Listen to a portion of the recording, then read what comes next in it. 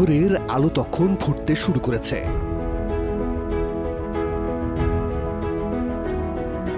কুয়াশার চাদর ভেদ করে পথে নেমেছে কর্মব্যস্ত মানুষ। এটা উত্তরের জনপদ কুড়িগ্রাম জেলার সকালের দৃশ্য।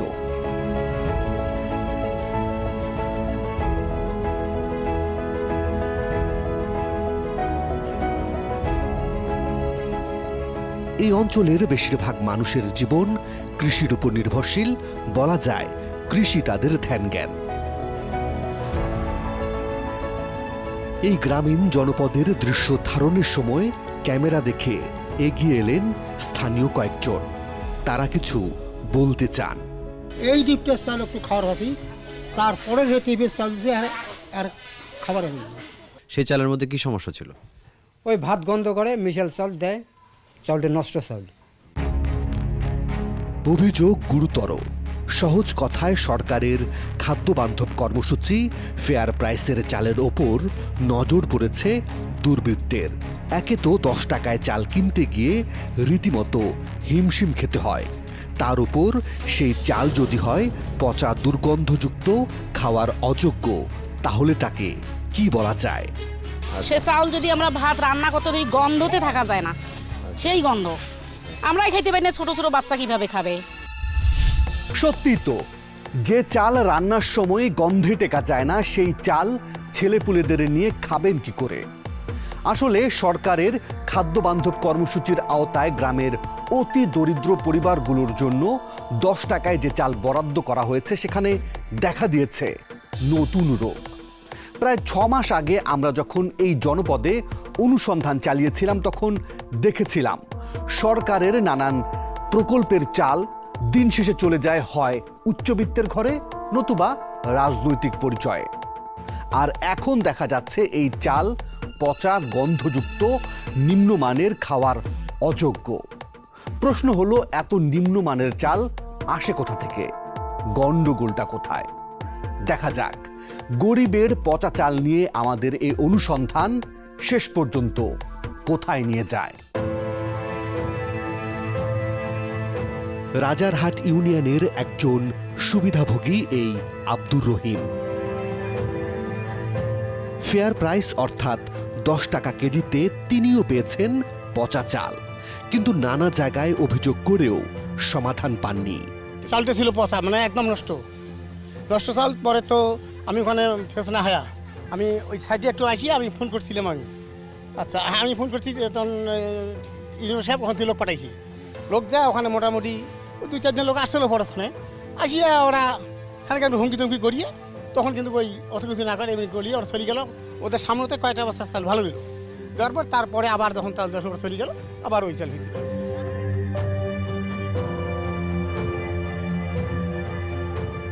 একই ইউনিয়নের সেকেন্দার আলী, পেশায় দিনমজুর, তারও একই অভিযোগ। হয়তো গরুকে খোয়াই, কারণ মানুষ খাবার না পেলে কি করবো? এটা কিভাবে মিশাই ওরা? ওরা হয়তো 1 বস্তা ঢালি দেয় ভালো, আর 2 বস্তা মিশেল করে ঠ্যাং দিয়ে মনে করেন খসি টসি এক দিলে মাপি। অভিযোগ করে কোনো লাভ নাই। ওরা ভালো চালের বস্তা সরে থুইছে, থুয়ে ওরা ওই ভালো অন্য লোক দিবেন আছে। তোমার এই ব্যাপার।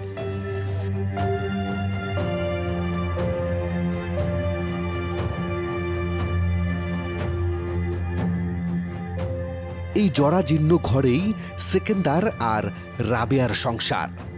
সন্তানেরা কেউ সাথে থাকেন না, তারপরও দুজনের খাবার জোগাতেই নাভিশ্বাস ওঠে। আপনার সংসার চলছে কিভাবে বলেন তো? আমার সংসার না, আমরা কাজ করি, তাকে দিয়ে কোনো আমাদের টাকটক করে চলে। আমাদের কোনো বাইরে জমা জমি নাই, আমাদের কোনো তয়তবিল নাই, আমার কোনো কিছুই নাই। আমরা যত করে মাসে কাজ করি, ততক্ষণে আমার সংসার চলে। কষ্টের সংসারে 10 টাকায় যে চাল কিনেন, সেটাও রান্না করে খেতে পারেন না। গরিব মানুষ আমরা, মনে করেন একটা মানুষকে কথা কই, আমাকে দাবড়িত হয়, তা যেটা দেয় সেইটাকে আনি আমাকে খাওয়া খায়। যদি সরকার ভালো চাল দেয়, তাহলে খায়া শান্তি পাওয়া যাবে, ভালো হইবে, উপকারও হইবে। আর যদি পচা সরা দেয়, ওই কষ্ট করিয়ে খাওয়া নেবে। পাশের ইউনিয়নের চিত্রটাও একটু দেখা যাক।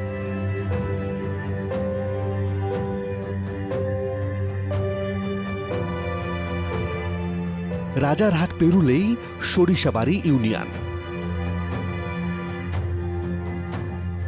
দিনমজুরি করে সংসার চালানো এই ব্যক্তির নাম আসির উদ্দিন। দেখাতে থাকেন চালের অবস্থা। দিনে ন্যূনতম প্রতি কেজি চাল যদি তিনি 10 টাকা করেও কিনেন, তবে গত 2 মাসে পচা চাল কিনে অন্তত 600 টাকা জলে গেছে এই অতি দরিদ্র মানুষগুলোর। এই চাল শুধু আনলে খাওয়া যায় না, ওই মিশেল দিয়ে খাওয়া লাগে। কি করবো এখন, গরিব মানুষ না খায় তো বুদ্ধি নেই, যেমন তো আমাকে বাঁচা লাগবে, চাল তো আর ফেল দেওয়া যাবে না। অবস্থা কতটা বেগতিক হলে আব্দুর রহমান সেকান্দার কিংবা আসিরুদ্দিনের মতো মানুষগুলো এমন কথা বলতে পারে? একটু খেয়াল করে দেখা যাক এই অতি দরিদ্র মানুষগুলোর কাছে 10 টাকার চাল আসে কিভাবে। গুদাম থেকে ডিলার, ডিলার থেকে ভোক্তা। তাহলে অন্তত দুটো জায়গায় এমন 9-6 হবার সুযোগ থেকে যায়, হয় গুদাম নতুবা ডিলার, নাকি আবার সমস্যাটা অন্য কোথাও। তাহলে চলুন একে একে সবার কাছে যাওয়া যাক। কুড়িগ্রামের রাজারহাট এলাকায় আবারও টিম 360 ডিগ্রি। আব্দুর রহিম সেকান্দার আর আসিরুদ্দিন যে ডিলারের কাছ থেকে চাল কিনেছেন, তাদের সাথে আমরা কথা বলতে চাই, জানতে চাই এমন পচা দুর্গন্ধযুক্ত চাল তারা বিক্রি করলেন কেন। সেলিম নামের সেই ডিলারের সাথে কথা বলা যাক। নিজ ব্যবসা প্রতিষ্ঠানে তাকে পাওয়া গেল। এই যে চালগুলো যে পচা ছিল, এটা কি জানতেন আপনারা? কোনটা? না, চাল কোনো পচা ছিল না। গোডাউন থেকে নেওয়ার সময় এগুলো কি চেক করা হবে? গোডাউনে সিল মারা থাকে বস্তায়। ফুড কর্মকর্তা আছে, ট্যাগ অফিসার আছে, আমাদের এলএসডি থেকে যারা মাল দিয়েছেন এবং ট্যাগ অফিসার ছিল, ওনারা বিতরণ করছেন। ওনাদের কাছে জানলে জানতে পারবেন যে বিষয়বস্তুটা কী।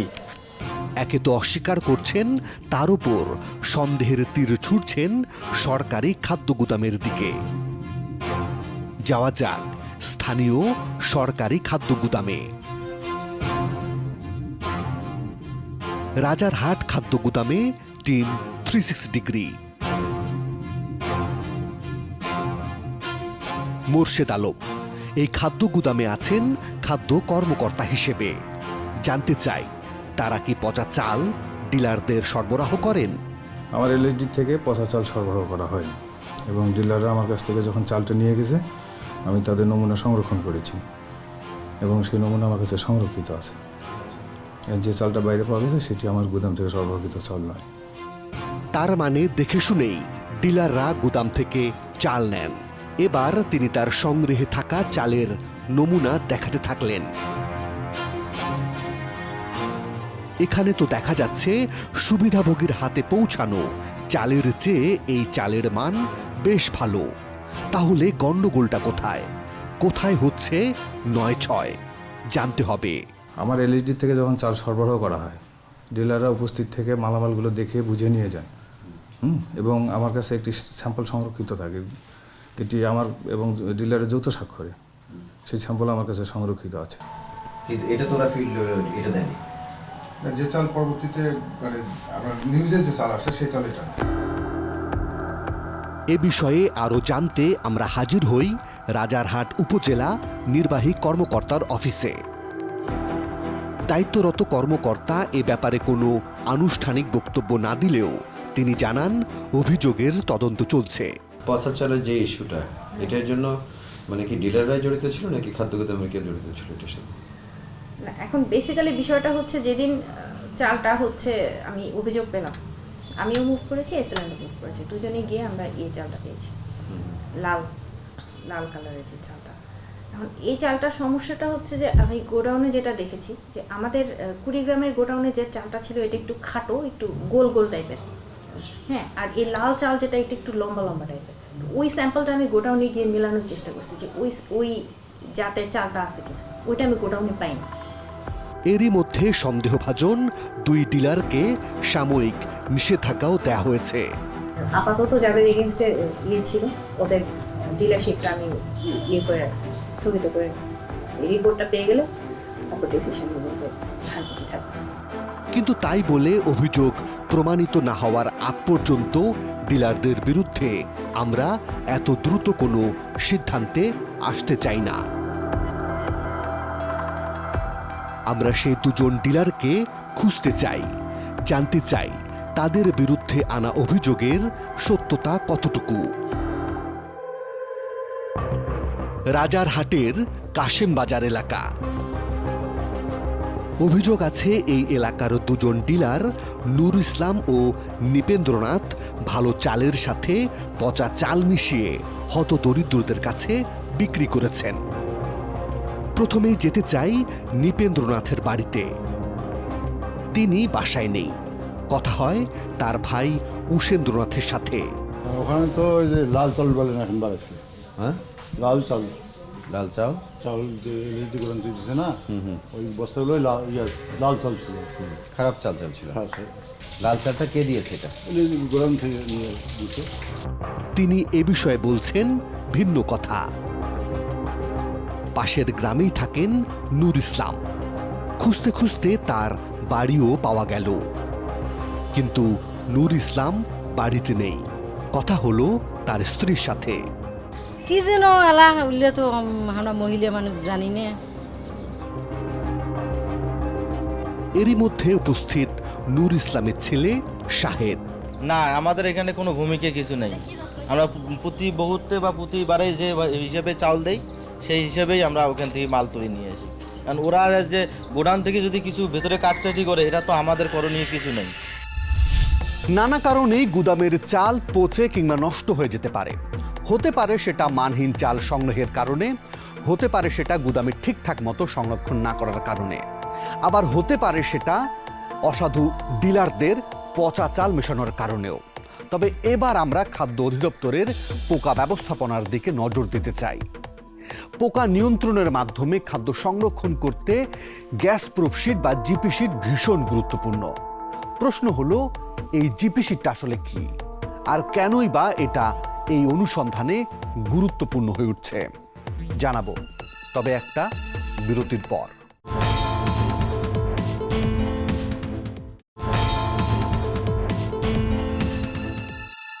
বলছিলাম গ্যাস প্রুফ শিট বা জিপি শিটের কথা। ধান, চাল, গম পোকামুক্ত করা এই জিপি শিট কিন্তু চাইলেই পাওয়া যায় না। এটা আমদানি করতে হয় বিদেশ থেকে টেন্ডার প্রক্রিয়ার মাধ্যমে। যে সবচেয়ে কম দরে এই জিপি শিট দিতে পারবে তাকেই কাজ দেয় খাদ্য অধিদপ্তর। এবার আমরা বেশ কয়েকটি সরকারি খাদ্য গুদামে সরজমিনে যেতে চাই। আমরা দেখতে চাই ধান, চাল, গম পোকামুক্ত করতে কিভাবে কাজ করে গুদাম কর্মকর্তা কর্মচারীরা।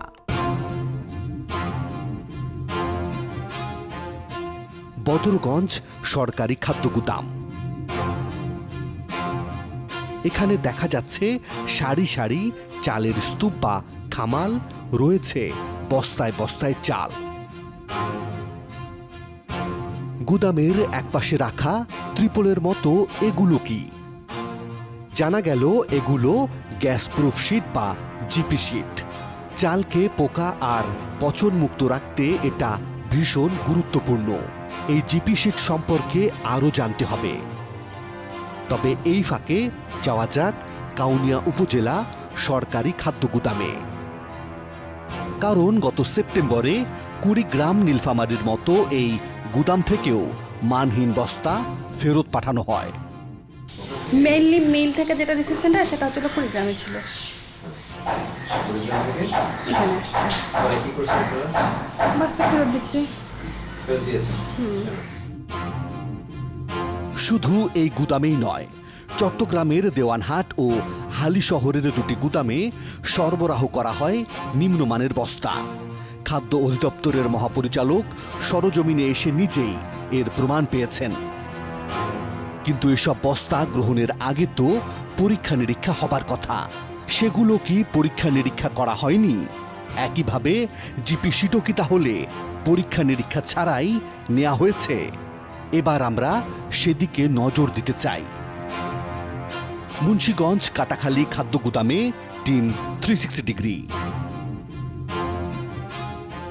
এখানে দায়িত্বে থাকা খাদ্য গুদাম কর্মকর্তার সাথে কথা বলে জানা গেল কেন্দ্রীয় খাদ্য গুদাম থেকে এখানে জিপি শিট এসেছে, কিন্তু সেটা এখনো বাক্সবন্দি। পুরো গুদাম যেটা ছিল ওটা আমি আবার এটার আসার আগে আমি ঠিক করছিলাম নিজে।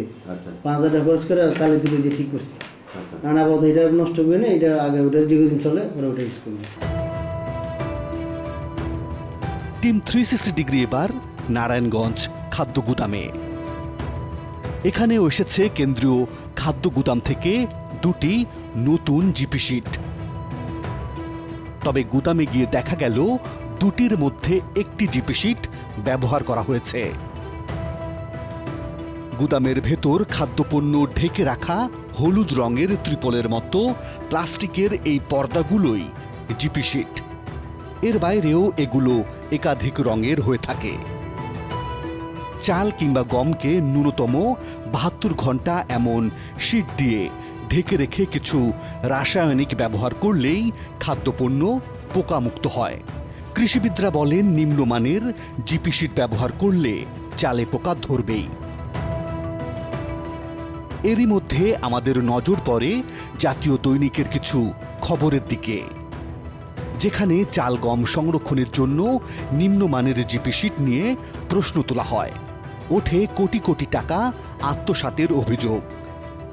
এই নিম্নমানের জিপি শিট আনা হয়েছিল 2017 সালের আগে। সরবরাহকারী প্রতিষ্ঠান মদিনা ট্রেডার্স। আমরা খুঁজে দেখতে চাই সেই মানহীন জিপি শিট এখনো ব্যবহার হচ্ছে কিনা।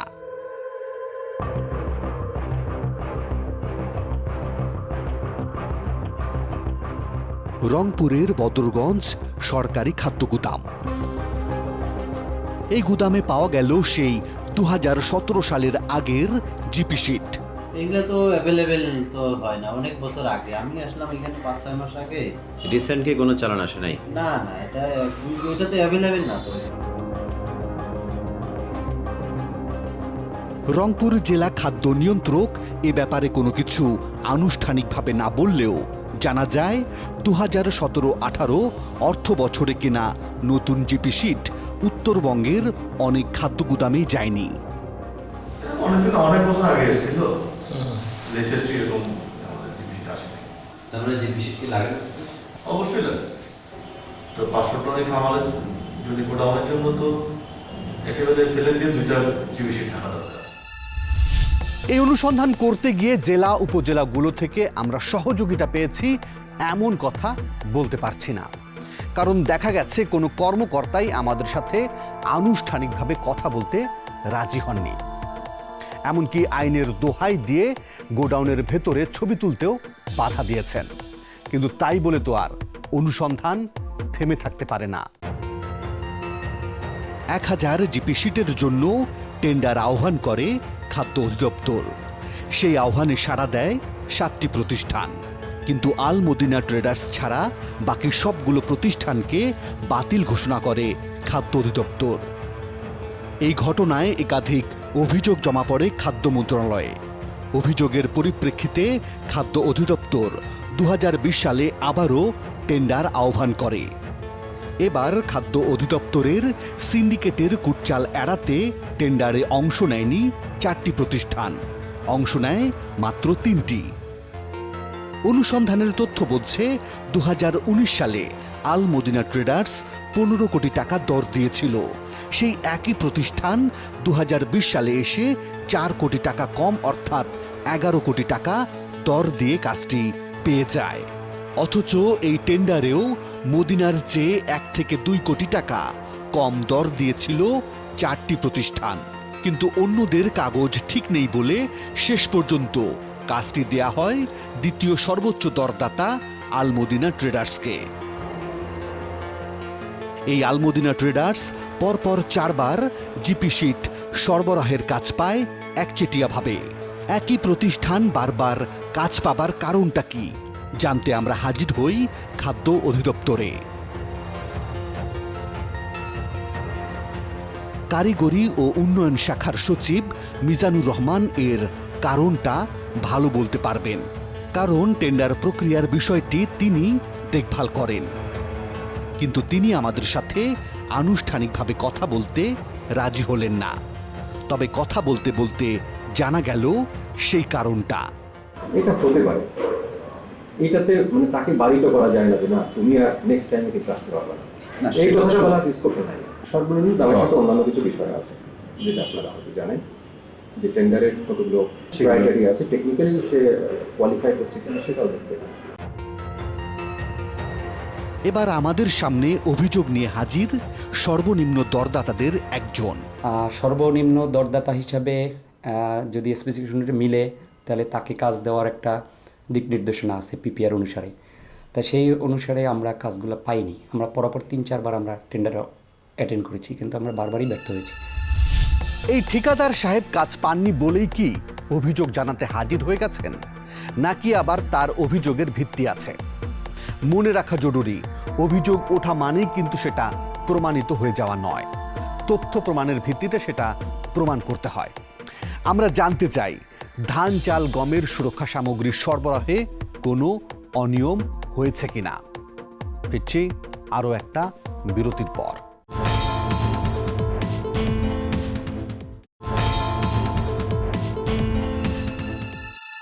বলছিলাম, নিম্নমানের গ্যাস প্রুফশিট বা জিপি শিটের কারণে খাদ্যপণ্য নষ্ট হয়ে যাবার যথেষ্ট সম্ভাবনা থাকে, কিন্তু সেটা একমাত্র কারণ নয়। অভিযোগ উঠছে, খাদ্য অধিদপ্তর নির্ধারিত সব ধরনের পরীক্ষা নিরীক্ষা না করিয়েই এই জিপি শিট সরবরাহের কাজটি দিয়ে দেওয়া হয় মদিনা ট্রেডার্স নামের একটি প্রতিষ্ঠানকে। তবে খাদ্য অধিদপ্তর বলছে তারা বাংলাদেশ প্রকৌশল বিশ্ববিদ্যালয় বুয়েট থেকে সব ধরনের পরীক্ষা নিরীক্ষার পরই নিশ্চিত হয়েছেন। তাহলে দেখা যাক কার দাবিটা ঠিক। খাদ্য অধিদপ্তরে টিম 360 ডিগ্রি। অধিদপ্তর থেকে পাওয়া গেল সেই টেস্ট রিপোর্ট, যা বুয়েট থেকে পরীক্ষা করে আনা হয়েছে। রিপোর্টে একটু নজর দেয়া যাক। টেস্টের ফলাফলে দেখা যায় 8 ধরনের পরীক্ষা করা হয়েছে, অথচ খাদ্য অধিদপ্তর টেন্ডার আহ্বানের সময় 16টি বিষয়ে নিশ্চিত হতে চেয়েছিল, কিন্তু প্রতিষ্ঠানটির দেয়া জিপি শিটের 16টির জায়গায় মাত্র টেস্ট হয়েছে 8টি। এ বিষয়ে পরিষ্কার হতে আমরা হাজির হই প্রকৌশল বিশ্ববিদ্যালয়ে। করোনায় বিশ্ববিদ্যালয়ের কার্যক্রম বন্ধ থাকায় মোবাইল টেলিফোনে কথা হয় টেস্টের ফলাফল প্রদানকারী শিক্ষকের সাথে। জিপি শিটটা আমাদের ওনারা টেস্ট করতে দেন। ওই টেস্টটা যেটা করেন ওনারা কিছুটা আমাদের হেল্পও নেন, যে কোথায় কোথায় স্ট্যান্ডার্ড আছে, কোন কোন টেস্ট আমরা কনফিডেন্টলি করতে পারবো, জানার পরে আমাদেরকে বলে সেভাবে টেস্ট করে রিপোর্ট করে দিই। কোন স্ট্যান্ডার্ড ফলো করে করিয়েছি নর্মালি। অনেক সময় স্ট্যান্ডার্ড ফলো করে আমাদের এক্সপিরিয়েন্স ইউজ করি এইভাবে করি। স্যার, আপনাদের এখানে কি পোস্ট পয়েন্ট পারমিবিলিটি যেটা, ওটা কি ওই পয়েন্টটা কি ছিল এখানে? না না, পারমিবিলিটি ছিল না, যতদূর মনে ছিল না, এই টেস্ট পয়েন্টটা ছিল না মোস্ট প্রবাবলি। হ্যাঁ, তার সাথে কথা বলে নিশ্চিত হওয়া গেল 8টি পরীক্ষার বাইরে তাদের আর অন্য কোনো টেস্ট করতে বলা হয়নি। আমরা আবারও খাদ্য অধিদপ্তরের সেই কর্মকর্তার সামনে। ফার্স্ট পয়েন্ট পারমিবিলিটি সেটা করা হয়নি? না, সেটা টেস্ট এখানে আমরা রেজাল্টের মধ্যে দেখছি না। তিনিও স্বীকার করলেন একটি পরীক্ষা করা হয়নি, আর পরীক্ষাটি গুরুত্বপূর্ণ কিনা সে বিষয়ে নিশ্চিত করেননি তিনি। এবার এই রিপোর্ট নিয়ে আমরা কথা বলতে চাই একজন কৃষিবিদের সাথে।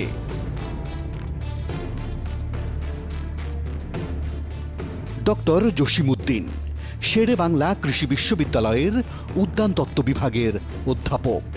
ইউনিভার্সিটি সায়েন্স মালয়েশিয়া থেকে ডক্টরেট ডিগ্রি অর্জন করেছেন। একই বিশ্ববিদ্যালয় থেকে অর্জন করেছেন পোস্ট ডক্টরাল, গবেষণাও করেছেন অনেক।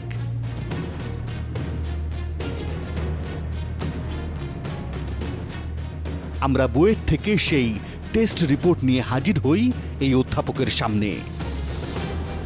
রিপোর্ট সম্পর্কে ধারণা নেব, তবে তার আগে জানতে চাই জিপি শিটের কাজটা কি।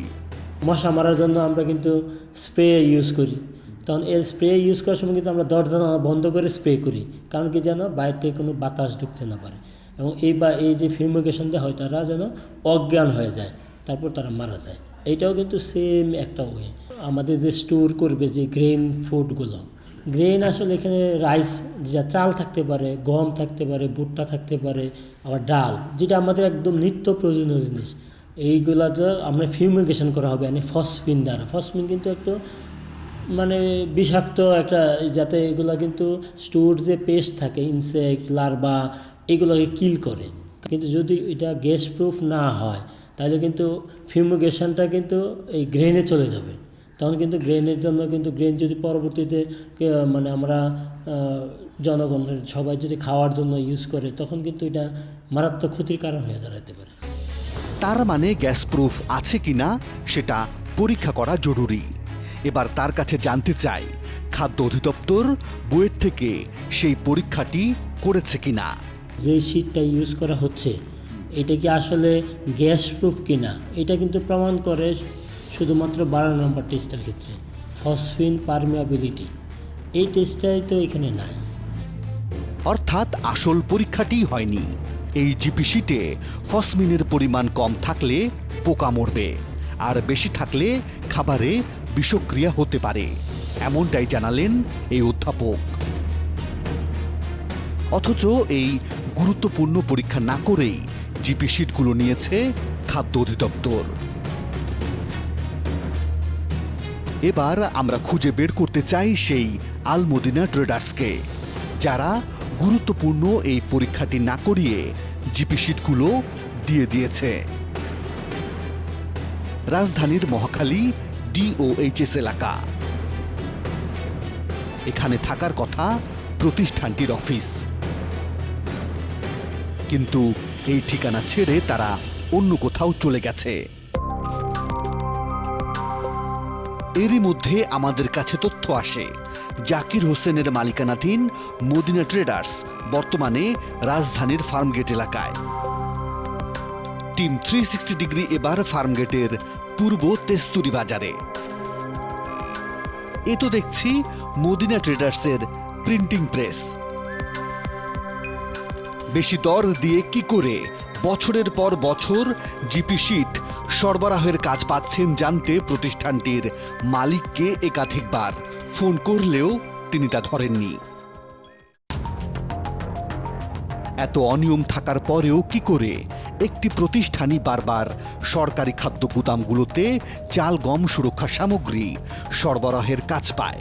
এর উত্তর জানতে আমরা একাধিকবার হাজির হই খাদ্য অধিদপ্তরে, কিন্তু অধিদপ্তরের মহাপরিচালক সরওয়ার মাহমুদ বদলি হয়ে গেছেন। সদ্য নিয়োগ পাওয়া মহাপরিচালক শেখ মুজিবুর রহমান আমাদের সময় দিয়েও শেষ পর্যন্ত কথা বলতে রাজি হননি।